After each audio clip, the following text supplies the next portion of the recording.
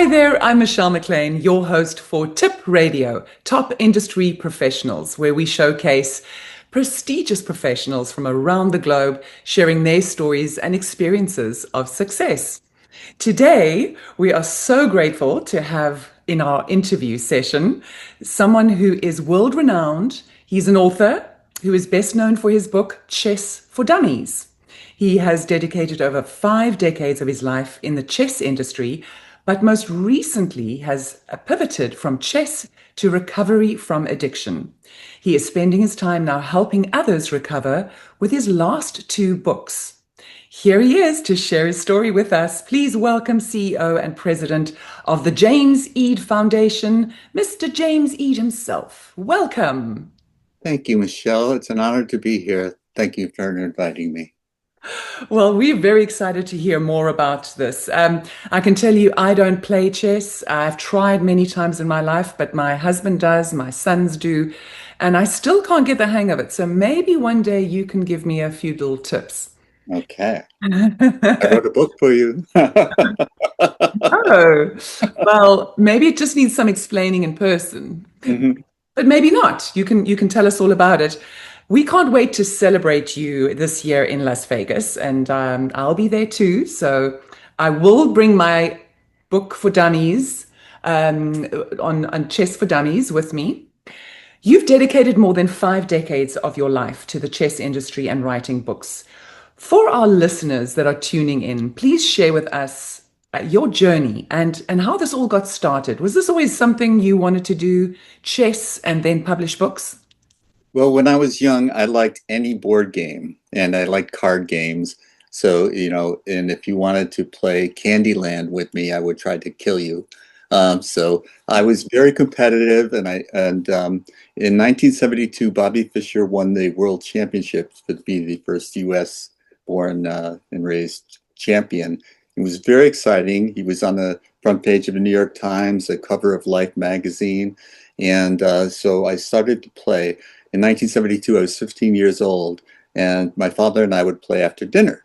And when I started to win, he was a professor at the North Adams State College, and he had a fellow math professor who was a good chess player, a very good, strong chess player. And so he had him take me to the college chess club. And so I met people who were rated and had were members of the United States Chess Federation, which is the national governing organization for chess in the United States. And so I started to play in tournaments. And so in 1972, I was a beginner, but I was my freshman year in high school. By my junior year, I was the highest rated high school player in New England.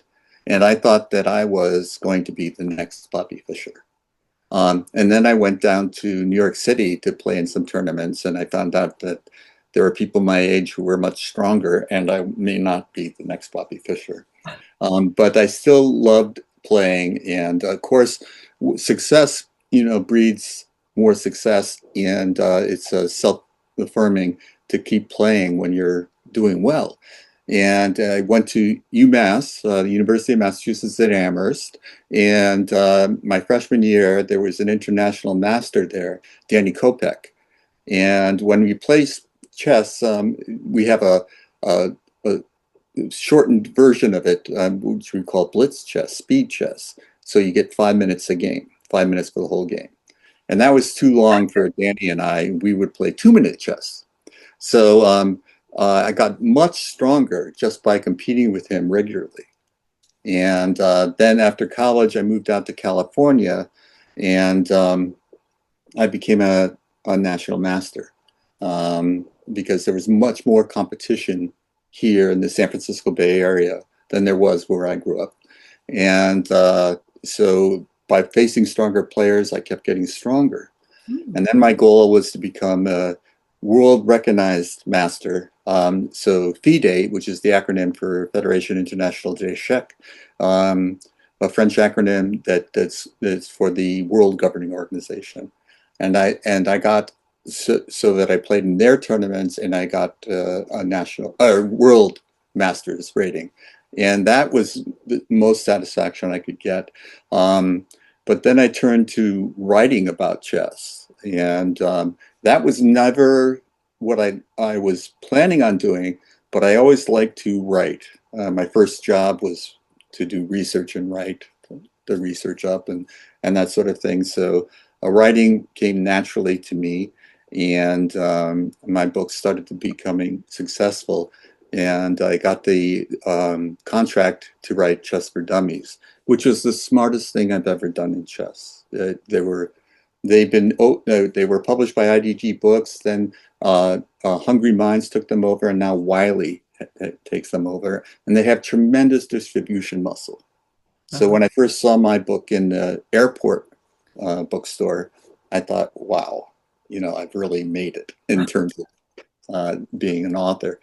Um, and I've written several other books, and I continue to write multiple editions. Chess for Dummies is in its fourth edition because it was published in 1996, and and there was no mention of Magnus Carlsen, who was the world champion at the time for the fourth edition, and so you have to keep updating it, and also the internet has changed everything.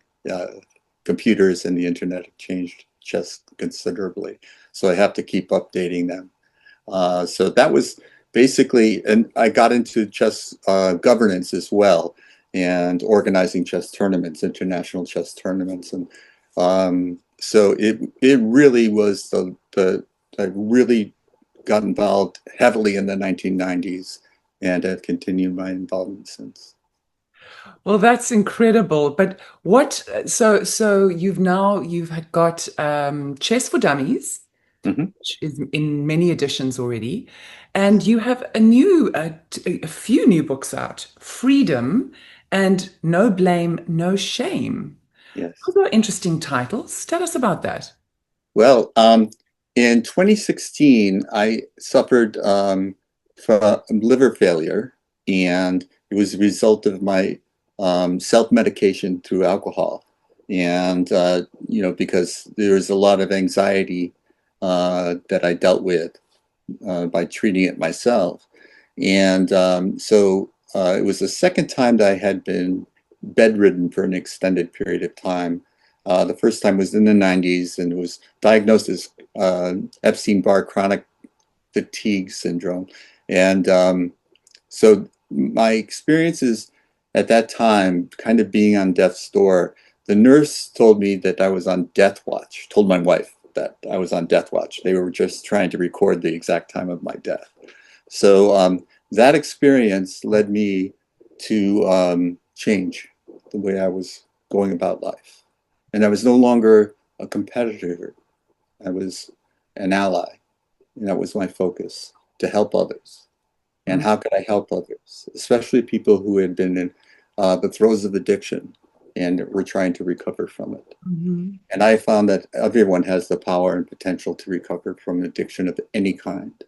And so my message is that there is help out there. And one of the reasons you can recover is if you find a community of people who have been through something similar to what you've been. The details may vary, but the similarities are more profound. Mhm. And so we help each other to recover. And so you find your community. And what works for me may not work for you, and what works for you may not work for me. But Mhm. if you find what works for you, keep doing it. So Mhm. the book Freedom is about finding your path to recovery. I'm not telling you how to do it, but I give, for example, with alcohol, AA is very prominent, but there's also Buddhist-based recovery programs, uh, refuge recovery, recovery dharma, and my personal favorite, which may not be in everybody's taste, but my favorite is yoga and the 12 steps. And getting into yoga and the yogic principles behind the 12 steps has been a tremendous revelation to me. I And never heard of it. Yoga 12 steps. yoga and the 12 steps, yes. My instructor, I'm a student mentor now in the class, so I help other students. But she's writing a book about it, so maybe that will be an introduction for many more people, because it was definitely life changing. And even the yogic postures and thing is what we think about in yoga, but there's a great more wisdom available to you following the teachings of the people from the past, the mentors and masters of the past. And one of the things that I learned was deep breathing. And deep breathing turns out to be much more calming for me than ingesting any foreign substance ever was. And so deep breathing and being in touch with my body, because your body can calm your mind and your mind can calm your body. So when I notice I'm tense, all I need to do now is take a deep breath. Mm-hmm. Mm-hmm. And, I practice my exercises in the morning, including meditation, and those types of things get me feeling centered and connected. Mm-hmm. And if I've done it once that day, and it never lasts for 24 hours. I've never got 24 hours without being agitated or anxious about something. And but I know I've already done it once that day. I can take a deep breath, calm down, Uh-huh. and reconnect. And so it has been a tremendous gift. And it's a gift I can give to myself every morning. Mm. So that's the book Freedom, but Yes. about the book No Blame, No Shame. No Blame, No Shame is pretty much a memoir of my life. So it goes into the chest in detail, but it also goes into my recovery. And No Blame is that a lot of the things people suffer trauma, and it doesn't matter what trauma it is. If it feels like trauma to you, if you develop survival mechanisms, defense mechanisms to survive the trauma, they can impact you as an adult. And Yeah. this happened to me, and I thought, oh my gosh, my older brother had PTSD, but I didn't. Of course I did. And I just denied it. I was in denial about it. And when I faced it and saw it, I realized that you don't blame someone. I don't blame my parents for my childhood, but I can hold them accountable. This is the Mm. experiences that I had. And these experiences caused me to develop these defense mechanisms that no longer serve. And I Mm. can try to let them go and or to integrate them, alchemize them so that they become part of me now, but without any of the negative aspects of it. And the you know so there's no blame involved. I don't blame anyone else for my decisions as an adult. And there's no shame. And this is one of the reasons I'm writing these books, is because I want people to hold their head high and look people in the eye. Mm-hmm. Do not feel ashamed that you have had this experience. Mm-hmm. Many people have, many families have been affected by this, a disease of addiction. And this has been it's traumatized our nation on many levels. Fentanyl is something I never experienced, but I realize now Yes. is causing many deaths and affecting many families. And people don't want to talk about their experiences because they're ashamed to talk about it. And so I have no shame, no blame. And I want people to feel that way about themselves, because whatever experiences you've had, if you share them with others, they can be of service, they can help. And so Mm. my feelings are, the gay community taught me how to do this by, observation. It's like they don't out anyone else, but they're proud to be out themselves. Well, why not with addiction? Mm. Mm. I don't out anybody else. If you're in a program, I don't say, I saw you at this, and but I'm out. Yeah. I'm not ashamed. That's that's incredible that you give this tool to those suffering. And it is deep pain, deep suffering. And as you say, so many people go through denial. They hide it from everyone because it feels like you have not been able to be strong enough, or you And haven't. it's willpower. That was my biggest failing, was that I used my willpower in chess. I used my willpower in life. And so I thought I could use my willpower with this. And I couldn't admit to myself that I needed help. The Yeah. biggest barrier that I felt was that I could do this myself. I felt that of course I can do this. Like, look at the other things I've done. I can do this. Mm. I needed help, and I used to the Beatles song, "Never Needed Help in Any Way." That defined me. That was like I never needed anyone's help, and it was shameful to ask for it. But no, man, everyone needs help sometime, So, and so so if I can be of service of help to others, like why wouldn't I? I mean, on that note, you have really led an amazing life of being able to be a mentor to others. When you consider, you don't have to get too personal if you don't want to, but what has been the biggest obstacle, do you think, that you've had to overcome that has shifted you this far? Yes, the obstacle that I was my own willpower and my belief. It was an ego-based sense of self. And I thought for the longest time that success was defined in certain material ways. And Mm, this change in aspect in my thinking is, they often say in one program, they say, I didn't have a drinking problem, but I have a thinking problem. And I kind of like that because my thinking was like, okay, the next award, the next promotion, the next whatever, then I'll feel good about myself. And I always did for a little while. I hmm had a deep underlying currency, frequency, a vibration of unworthiness that I hmm didn't deserve this. And the accolade that I've just received from IAOTP, excuse me, was uh, triggered that same feeling. Oh, I'm not worthy. mm. But I have the tools and techniques that I did not have in the past. I have them now to say thank you. I accept this. And Well, me, talking about accepting this, and we got to talk about your illustrious career. You've won so many awards, numerous awards, honors, and featured in magazines worldwide. You've also been on the billboards, and you've been graced, obviously, and been honored at IAOTP's annual awards gala in Las Vegas. So, congratulations for that. That's thank you. impressive and deserving. Are you excited about it? I totally am now. And this is the thing, the big transition is, oh, I don't deserve this, to I'm grateful for this. Uh, The gratitude is something that I did not practice for most of my adult life.